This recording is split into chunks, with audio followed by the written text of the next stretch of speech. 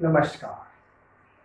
बंध के इस सीरीज में आज हम जिस बंध का प्रयोग करेंगे उसका नाम है त्रिबंध या महाबंध, यानी कि मूलबंध, जलंधर बंध और उद्यान बंध। तीनों बंधों को एक साथ कैसे किया जा सकता है।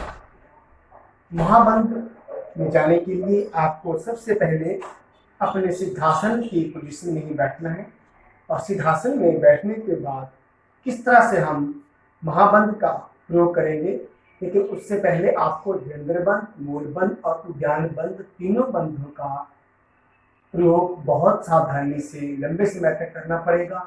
अंतरकुंभक और बहिर्कुंभक का अच्छे से अभ्यास करना पड़ेगा। उसके बाद ही आप महाबंध के द्वारा अपने चक्रों को, खासकर मूलाधार चक्र, मणिपुर चक्र और विशुद्धि चक्र को जगाने में ये महाबंध बहुत ही लाभदायक है।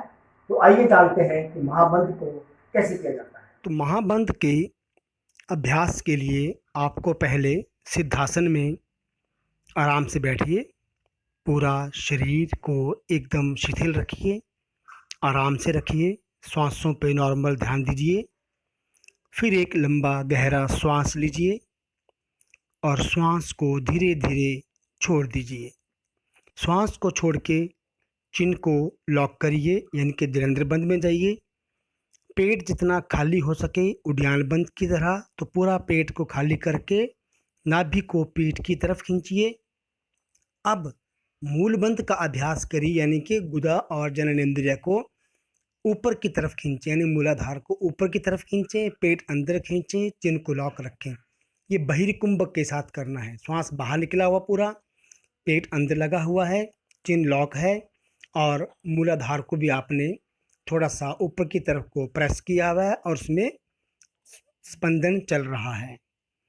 जितनी देर रोक सकें रोकिए और फिर धीरे धीरे श्वास लेते हुए वापस इस अभ्यास में आएंगे। इस तरह से ये एक चक्र पूरा हुआ महाबंध का, यानी कि तीनों बंध एक साथ। अब ऐसे ही दूसरा अभ्यास करिए और इसको रोज़ाना एक एक बढ़ाइए, या एक अभ्यास को ही कुछ दिनों तक, हफ्तों तक करिए।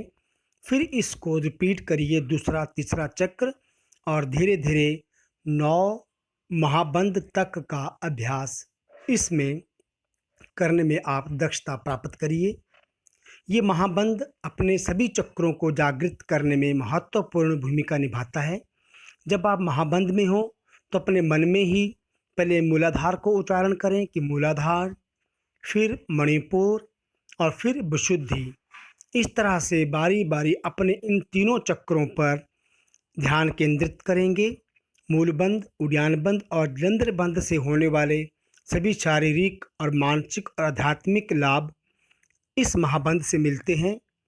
हमारे क्रोध को नाश करता है, मन को अंतर्मुखी करता है और ध्यान के लिए हमें तैयार करता है। तो इस तरह से हम महाबंध के अभ्यास से अपनी आध्यात्मिक ऊर्जा को बढ़ा सकते हैं।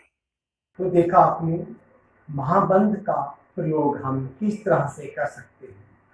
महाबंध हमारे शरीर की शक्तियों को जगाने का एक बहुत बड़ा साधन है। तो मूलबंध, उद्यान बंध और जलंधर बंध का अभ्यास सीखने के लिए आप हमारा आई बटन को प्रेस करिए। प्राणायाम के लिए हमारी प्लेलिस्ट चेक करिए, आसन का अभ्यास करिए, इस महाबंध का प्रयोग करिए। अपने शरीर की आध्यात्मिक ऊर्जा को, आत्मिक ऊर्जा को और मानसिक ऊर्जा को जगाने में आप सहायक बने, बुद्धिमान बने, योगी बने। अपने आप को संभालिए, सुरक्षित रहिए। जय श्री राम।